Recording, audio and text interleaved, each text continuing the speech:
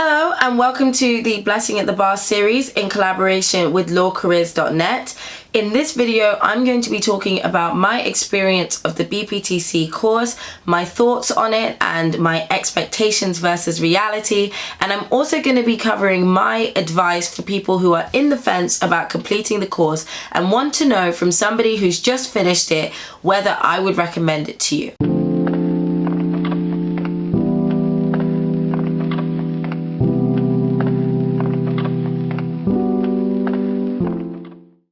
Hi, I'm Blessing Makosha Park and I am the author of blessingatthebar.com, the blog for aspiring barristers. This is the Blessing at the Bar video series in collaboration with lawcareers.net.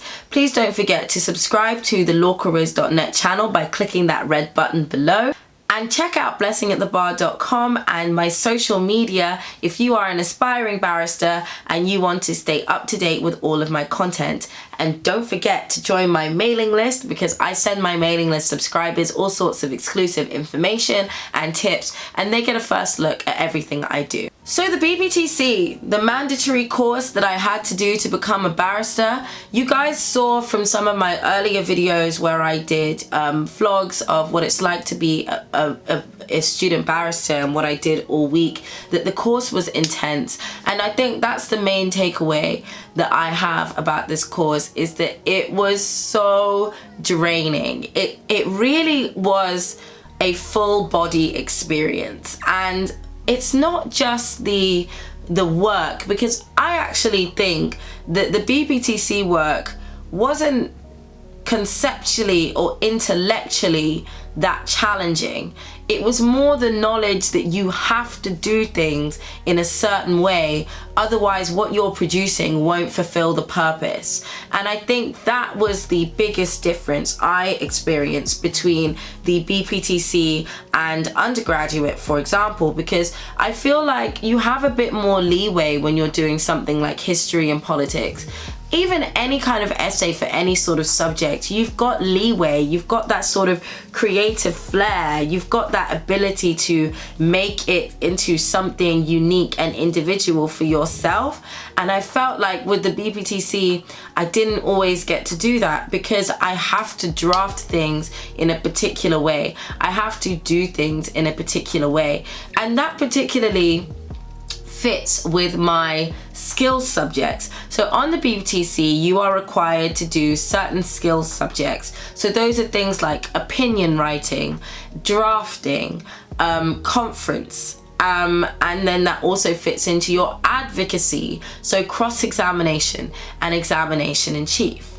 Now, all of these things need to be performed and completed in a certain way, and unless they are done in a certain way, you will lose marks. And that's what was most difficult and different about the course and what made it so intense. Without the benefit of pupillage and an extended amount of time watching barristers do this stuff for real, I struggled to grasp at that context for a lot of what I was doing. And that's why extra resources have helped me. And I've done a blog post, which I'll put in this description, of 5 books that I was using on the BPTC. And I really recommend these books to you because what they give you that I think the course is otherwise missing is that context. It's that, why do I have to write this in this way?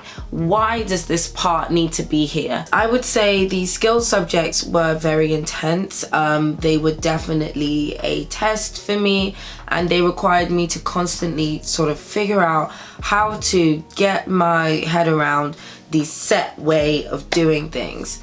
That's definitely overall the biggest takeaway I had from the BPTC course. Now, another element of the course was the actual assessment. I really liked the BPTC assessments. I kind of thought they were great most of the time.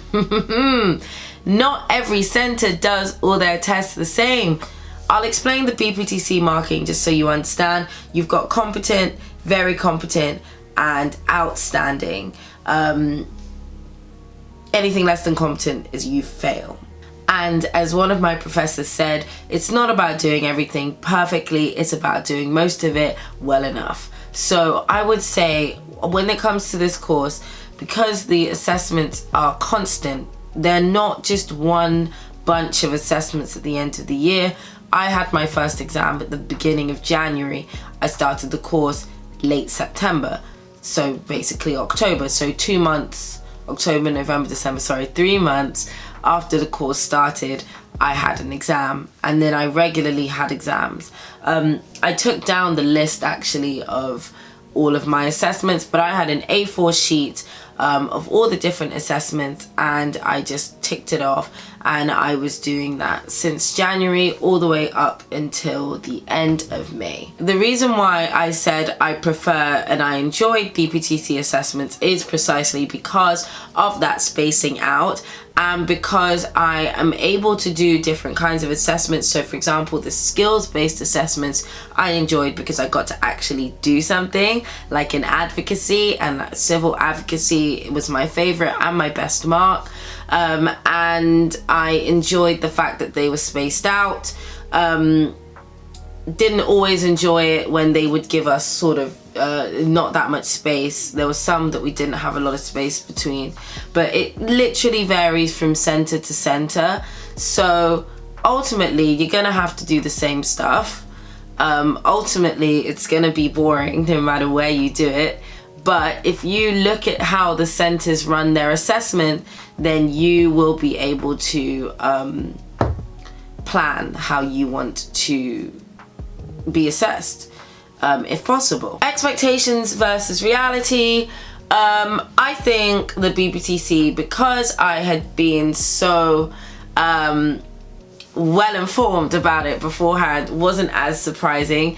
That intensity, I think, is what shook me, because I didn't think that anything could top the GDL. But now I realized that the GDL it was intense, but it was time constrained. That's what made it worse. Whereas on the BPTC, you've got to be doing that little work every so often. You've got to be doing consistent. If you're not doing that, then you're gonna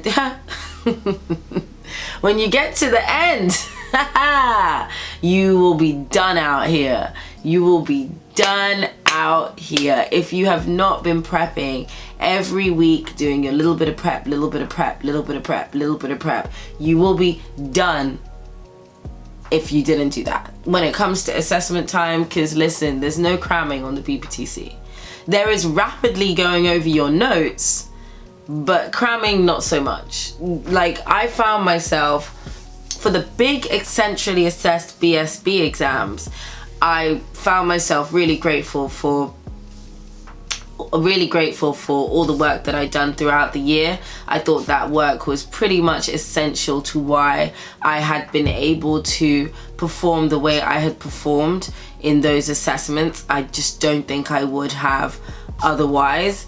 And that was something that was really important to me, that I was able to perform in that way and get those assessments done in a way that I felt like I hadn't wasted any of my own time, and I hadn't put myself in a position where I just didn't know what I needed to know.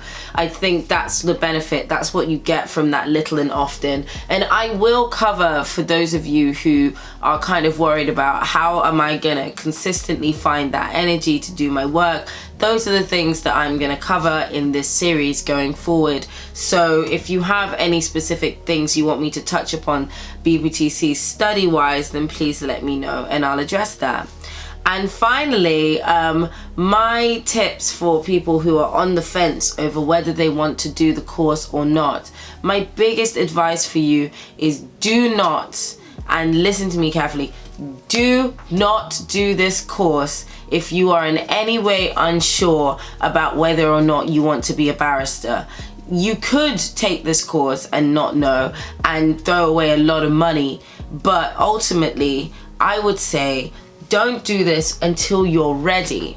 Now, I've got very good friends who are going to become barristers who I have known from pretty much the start of this law school journey, so about 2 years ago, and they still haven't done their BPTC yet because they were either applying again for scholarships to secure some funding, or they just were doing something else. You know, the BPTC is changing in different ways, and I'll cover those changes too in the series, but it's not going away. So if you're in between over whether you want to actually be a barrister or whether you want to start right now, you don't have to start this course until you're ready to start this course. It's going to be expensive, it's going to be intense, and it's going to take up a lot of your time. You don't have... Now, the BPTC is 3 days a week, and as you guys saw in my BPTC vlog, I was doing things in those 2 days, but ultimately, with the amount of work and prep, and then needing to sort of have a balanced life and be as close to a human being as you can be, the course is kind of gonna suck away at all of that. So if you're still at a stage in your life where you wanna be human and you kind of wanna have a good time, maybe you wanna do flexible work, maybe you wanna travel, this course isn't going anywhere. And I really just don't see how you would be in any way disadvantaged, because the thing is, the more professionalism and maturity you bring to the course and how you manage your time on the course, the better you will find your results are, and the more enriching the course will be for you. I think it is very possible for this course to be an enriching experience, but what you've got to do is really allow yourself the mental space and the range to have it be an enriching experience. But you're even in a better position to do that if you approach the course with real world knowledge, with life skills, with pragmatic reasoning that comes from having jobs and interacting with people. Because the bar is a bubble, and the BPTC is your sort of entry into the bubble. And when you're dealing with these big books, you know, Blackstone's criminal practice, civil procedure rules, it's just not that sexy, but it's boring and it's got to be done, as is a lot of work as a barrister. So if you're just not ready for that yet, don't do it. So that concludes my video on my reflections on the BPTC, and I will of course be covering the course and specific elements of it in more detail as this series goes on. So tune into this series every single month on the lawcareers.net YouTube channel. If you haven't already, please subscribe, like this video, and comment below anything that you want to ask about the BPTC so that I can address it in future videos for you. Don't forget to read blessingatthebar.com if you're an aspiring barrister, and check out my social media. It's at @BeAtTheBar on Twitter, and it's at blessingatthebar on Instagram. And I'll see you later. Peace, guys.